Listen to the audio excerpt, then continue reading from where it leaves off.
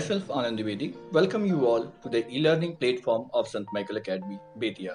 Dear students, we had started the first chapter of class 10 history, and from that chapter only, today we are going to study the nationalism and imperialism. इस part में हम लोग nationalism को और imperialism को समझने की कोशिश करेंगे. By the last quarter of 19th century, nationalism no longer retained its idealistic liberal democratic sentiment of the first half of the century. By the last quarter of 19th century, यानी 19th century के last quarter में, यानी 1875 से 1900 के बीच एक बहुत बड़ा बदलाव देखने को आया. किस चीज में? वो था नेशनलिज्म के फील्ड में. ये बदलाव क्या था? तो पहले जो नेशनलिज्म की भावना हुआ करती थी, जो उसके आइडियलिस्टिक सेंटिमेंट थे, अब वो बदल चुके थे. अब उनमें तेजी से बदलाव हो रहा था. It became a narrow creed with limited ends. अब इसके जो कॉन्सेप्ट थे वे नैरो हो गए. नैरो मतलब संकीर्ण हो गए. पहले जहां लोग बड़े पैमाने पर सबके बारे में सोचा करते थे, अब कहीं ना कहीं वे केवल अपने बारे में सोचना शुरू कर दिए. तो during this period nationalist group became increasingly intolerant of each other and ever ready to go to war. इस पीरियड के दौरान जो भी नेशनलिस्ट ग्रुप हुआ करते थे, ये अब एक दूसरे के प्रति इनटॉलरेंट होने लगे. इनटॉलरेंट का अर्थ होता है दूसरे को बर्दाश्त न करना, यानी अपने इच्छाओं को दूसरों पे थोपना. अगर कोई उसका विरोध करे तो उसे बिल्कुल ही बर्दाश्त नहीं करना, उसको कड़ा जवाब देना या उस पर बदला लेना. तो they became intolerant of each other. वे एक दूसरे के प्रति इनटॉलरेंट हो गए and ever ready to go for war. और ये हमेशा लड़ाई करने के लिए तैयार रहते थे. The major European powers in turn manipulated the nationalist aspirations of the subject people in Europe to further their own imperialist aims. अब जो बड़े बड़े यूरोपियन पावर्स हुआ करते थे, इन लोगों ने राष्ट्रवाद की इस भावना को मैनिपुलेट करना शुरू कर दिया. यानी अपने हिसाब से इसका मीनिंग निकालने लगे, लोगों को गलत समझाने लगे और उसका इस्तेमाल वे अपने इंपेरियलिस्टिक फीलिंग को फुलफिल करने के लिए करने लगे. तो यहाँ क्या मतलब होता है इस इंपेरियलिज्म का? तो इसको एक बार हम ध्यान से समझते हैं. नेशनलिज्म का अर्थ होता है राष्ट्रवाद की भावना. यानी जब हम अपने राष्ट्र के प्रति वफादार होते हैं, हम अपने राष्ट्र के हित के लिए काम करते हैं, हम ऐसा सोच रखते हैं या ऐसा कार्य करते हैं जिससे हमारे राष्ट्र की उन्नति हो, हमारे राष्ट्र की ख्याति बढ़े, हमारे राष्ट्र की सुरक्षा मजबूत रहे, तो इसे हम नेशनलिज्म कहेंगे. यानी dedication and love towards nation is nationalism. But imperialism is something different. Imperialism थोड़ा अलग होता है. इंपेरियलिज्म मीन्स कंकरिंग और कैप्चरिंग अदर कंट्रीज. दूसरे देशों को अपने अधीन ले लेना, दूसरे देशों को अपने कब्जे में कर लेना ताकि अपना व्यवसाय कर सकें, खुद के लाभ को सुनिश्चित कर सकें. तो इसे इंपेरियलिस्ट कंट्री कहा जाएगा और इस भावना को इंपेरियलिज्म कहा जाएगा. एग्जाम्पल के तौर पे आप जानते हैं कि भारत इंग्लैंड का गुलाम था. लंबे समय तक ब्रिटिश यहाँ पर शासन किए. तो ब्रिटेन के लोग जब ब्रिटेन के हित में काम करते हैं तो वहां के लिए ये नेशनलिज्म की फीलिंग कही जाएगी. यानी उनके लिए, ब्रिटेन के लिए यह नेशनलिज्म था. लेकिन वही ब्रिटिश जब दूसरे देशों में आए, जैसे भारत में आए और भारत को अपना गुलाम बना लिया, तो इस तरह की भावना को इंपेरियलिज्म कहा जाता है. यानी उपनिवेशवाद जिसे हिंदी में कहते हैं. और ऐसे देशों को उपनिवेश कहा जाता है और जो शासक होते हैं वो इंपेरियलिस्टिक कंट्री कहलाते हैं.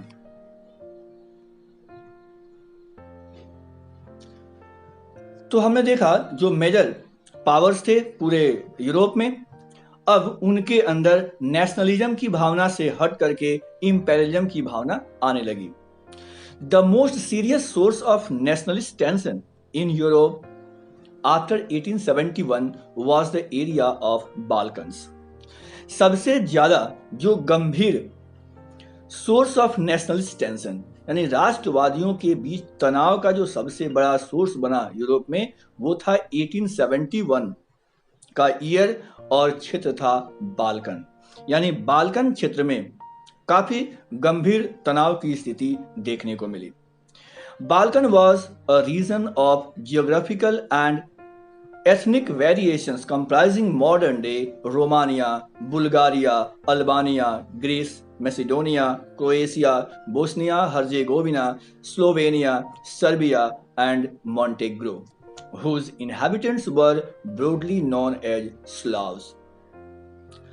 बाल्कन रीजन में बाल्कन एक जियोग्राफिकल और एथनिक वेरिएशन से पूरे विश्व से एक अलग एरिया बनाता है। इसका नाम बाल्कन इसलिए रखा गया है क्योंकि यह बाल्कन माउंटेन से सेपरेटेड एरिया है। इस एरिया में पाए जाने वाले जो आज के देश हैं इनके नाम यहाँ दिए गए हैं। ये है रोमानिया, स्लोवेनिया, सर्बिया, मोंटेग्रो, इसके नाम हम लोगों ने अभी पढ़े हैं। यहाँ के जो हैबिटेंट्स थे, यहाँ के जो निवासी थे, उन्हें स्लाव्स कहा जाता था। A large part of Balkan was under control of Ottoman Empire और इस क्षेत्र का बहुत बड़ा हिस्सा था ये ऑटोमन अंपायर के कंट्रोल में रहा करता था, ऑटोमन अंपायर के अंतर्गत आता था। The spread of ideas of romantic nationalist in the Balkan together with disintegration of Ottoman Empire made this region very explosive. अब यहाँ क्या होता है, यहाँ पर रोमांटिक नेशनलिज्म की भावना डेवलप होती है। रोमांटिक नेशनलिज्म क्या होता है? यथार्थवाद की भावना, प्राकृतिकवाद की भावना, यानी प्रकृति में जिस तरीके से प्रकृति ने हम सभी को बनाया है, हम सभी को अधिकार देता है, वैसे ही हमारे देश में भी सभी को उनका अधिकार मिलने चाहिए और सभी को एक प्राकृतिक परिवेश में रहने का अधिकार होना चाहिए। तो इस तरह का जो सेंटीमेंट था वो नेशनलिज्म के साथ देखने को मिल रहा था। तो एक तरफ जहां रोमांटिक नेशनलिज्म की भावना लोग बाल्कन के क्षेत्रों में लोगों में घर कर रही थी, वहीं दूसरी तरफ ऑटोमन अंपायर डिसइंटीग्रेट हो रहा था। ऑटोमन अंपायर के विघटित हो जाने के कारण ऑटोमन अंपायर की पकड़ इस क्षेत्र में बहुत कम हो गई और यही कारण था कि यह क्षेत्र बिल्कुल एक्सप्लोसिव फॉर्म में आ गया। All through the 19th century, the Ottoman Empire had sought to strengthen itself through modernization and internal reforms, but with very little success. All through the 19th century, पूरे 19th century में Ottoman umpire ने पूरी कोशिश की कि वो अपने आप को मजबूत करे, मॉडर्नाइज करे और इंटरनल रिफॉर्म करे, लेकिन ऑटोमन अंपायर को इस काम में सफलता बहुत कम मिली, यानी सफलता नहीं मिली। One by one its European subjects nationalists broke away from its control and declared independence. एक एक करके जो यूरोपियन कंट्रीज ऑटोमन अंपायर के अंतर्गत आ रहे थे वे अपने आप को इंडिपेंडेंट डिक्लेयर करते गए। The Balkan people based their claims for independence or political rights on nationality and used history to prove that they had once been independent but had subsequently been subjugated by foreign powers. Balkan के लोगों ने यह दावा किया कि वो independent रहना चाहते हैं, उन्हें आज़ादी दी जाए, उन्हें पॉलिटिकल राइट्स प्रोवाइड की जाए उनके नेशनलिटी के आधार पर, और उन्होंने हिस्ट्री का सहारा लिया यह साबित करने के लिए कि वो पहले भी आज़ाद थे, लेकिन उनकी आज़ादी पर दूसरे देशों ने कंट्रोल कर लिया। Hence the rebellious nationalists in Balkans thought of their struggle as attempt to win back their long lost independence. तो बाल्कन क्षेत्र में जिन लोगों ने इस तरह के मूवमेंट्स किए थे, जिन लोगों ने विद्रोह किया, वो अपने इस लड़ाई को बहुत पहले खो चुकी आज़ादी की लड़ाई के रूप में देख रहे थे। उनका मानना था कि उनकी आज़ादी बहुत पहले छीन ली गई थी, अब पुनः उसे प्राप्त करने के लिए वो लड़ रहे हैं। As the different Slavic nationalities struggle to define their identity and independence, Balkan area became an area of intense conflict. जैसे जैसे डिफरेंट स्लाविक नेशनलिस्ट, जो स्लाविक नेशनलिस्ट थे, स्ट्रगल करने लगे तो उनकी पहचान अलग बनने लगी और वे इंडिपेंडेंस के लिए जाने जाने लगे। Balkan area became an area of intense conflict, और इस तरह से बाल्कन का जो क्षेत्र था वो काफी तनाव का क्षेत्र बन गया, काफी विवाद का क्षेत्र बन गया। The Balkan states were forcely jealous of each other. अब बाल्कन के जो देश थे वे एक दूसरे के प्रति जेलसी रखने लगे and hoped to gain more territory at the expense of others, और वो एक दूसरे का टेरिटरी छीन करके अपनी टेरिटरी को बड़ा करना चाहते थे, अपने को मजबूत बनाना चाहते थे। And matters were further complicated because Balkan also became the scene of big power rivalry. तो इस तरह से बाल्कन में बहुत जल्द बड़े बड़े पावर्स के बीच राइवलरी शुरू हो गया और एक नया दृश्य यहाँ क्रिएट हो गया। During this period there was intense rivalry among the European powers over trade and colonies as well as naval and military might.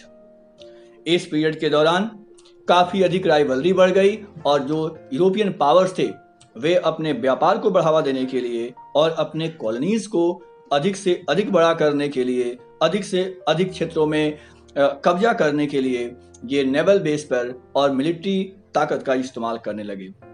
These rivalries were very evident in the way of Balkan problem unfolded, और इसी rivalries का परिणाम Balkan के क्षेत्र में देखने को मिला। Each power, Russia, Germany, England, Austro-Hungary was keen on countering the hold of other powers over Balkans and extending its own control over areas. This led a series of wars in the regions and finally the First World War. जो बड़े बड़े powers थे जैसे रसिया, Germany, England, Austria Hungary, तो ये सभी ऐसे powers थे जो बाल्कन के क्षेत्र पर अपना कब्जा जमाने के लिए एक दूसरे के साथ प्रतिस्पर्धा, एक दूसरे के साथ लड़ाइयाँ करने लगे। इस राइवलरी का परिणाम हुआ कि फर्स्ट वर्ल्ड वार तक हो गया। यानी जो भावनाएं पहले राष्ट्रवाद की देखने को मिल रही थीं, अब राष्ट्रवाद की आड़ में राष्ट्रवाद की परिभाषा में बदलाव कर दिया गया और इसे इंपेरियलिज्म में कन्वर्ट कर दिया गया। जितने बड़े बड़े सुपर पावर्स थे ये सभी एक दूसरे को से compete करने लगे। They wanted to make their own territories bigger and larger, and due to their rivalry, due to their enmity, finally the first world war came in 1914. 1914 ईस्वी में फर्स्ट वर्ल्ड वार जो देखने को मिला था इसी राइवलरी का परिणाम था। This is a map celebrating British empire. British empire को सेलिब्रेट करता हुआ यह मैप दिखाया गया है। Nationalism aligned with imperialism led Europe to disaster in 1914। राष्ट्रवाद की भावना अब इंपेरियलिज्म की भावना से जुड़ चुकी थी, यानी राष्ट्रवाद अब उपनिवेशवाद से प्रभावित हो चुका था और इसका परिणाम यूरोप में एक बहुत बड़े डिजास्टर के रूप में सामने आया और वो था 1914 का first world war. But meanwhile, many countries in the world which had been colonized by European powers in the 19th century began to oppose imperial domination. इसी बीच बहुत सारे ऐसे देश थे इस दुनिया में जो कॉलोनाइज्ड हो चुके थे, कुछ थे जो कॉलोनाइज नहीं भी हुए थे। तो जो कॉलोनाइज हो गए थे वे इंपेरियल पावर्स के इस कार्य का विरोध कर रहे थे, वे अपोज कर रहे थे इंपेरियल डोमिनेशन का। The anti imperial movement that developed everywhere were nationalist in the sense that they all struggle to form independent nation states. अब इंपेरियलिज्म के अगेंस्ट में जिन देशों में विद्रोह शुरू हो गए, जो लोग एंटी इंपेरियल सेंटिमेंट के अंतर्गत लड़ रहे थे, स्ट्रगल कर रहे थे, उन्होंने अपने आप को नेशनलिस्ट माना। उनकी पहचान एक राष्ट्रवादी के रूप में डेवलप हुई।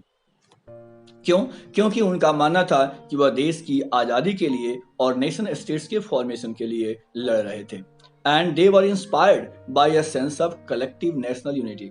इतना ही नहीं, वे उनके लिए जो प्रेरणा के जो स्रोत थे वे इंस्पायर्ड थे किस चीज से? तो नेशनल यूनिटी से, और वो था कलेक्टिव, यानी एक देश के सारे लोग एक हैं, उनकी एक यूनिटी है, एक उनकी पहचान है। इससे काफी अधिक वो इंस्पायर्ड थे। Forge in confrontation with imperialism, और ये कैसे बना था? तो इंपेरियलिज्म के विरोध में बना था। यानी जो जो इम्पेरियलिज्म के विरोधी थे वे आपस में मिल गए और इस तरह से एक राष्ट्रीय पहचान बने और राष्ट्रवाद की भावनाओं को काफी अधिक प्रश्रय मिला। European ideas of nationalism were nowhere replicated, for people everywhere developed their own specific variety of nationalism, but the idea that societies should be organized into nation state came to be accepted as natural and universal. जो European ideas थे, European विचारधारा थी nationalism के प्रति, अब वो हर जगह अलग अलग हुआ करती थी। हर जगह लोगों ने नेशनलिज्म की भावनाओं को अलग अलग तरीके से इस्तेमाल किया, लेकिन जो एक कॉमन आइडिया थी नेशनलिज्म के अंतर्गत वो ये था कि सभी नेशन स्टेट का फॉर्मेशन करना चाहते थे और उन सभी का मानना था कि सोसाइटी इस तरीके से ऑर्गेनाइज होना चाहिए ताकि नेशन स्टेट का फॉर्मेशन हो सके, और इस आइडियाज को नेचुरल और यूनिवर्सल आइडियाज के रूप में एक्सेप्ट किया गया। तो इस तरह से यह chapter the rise of nationalism in Europe and Russian revolution complete होता है। इसका होमवर्क आप करेंगे और होमवर्क करके इसे रेडी रखेंगे, जब स्कूल खुलता है आप इसे सबमिट करेंगे। Thank you very much.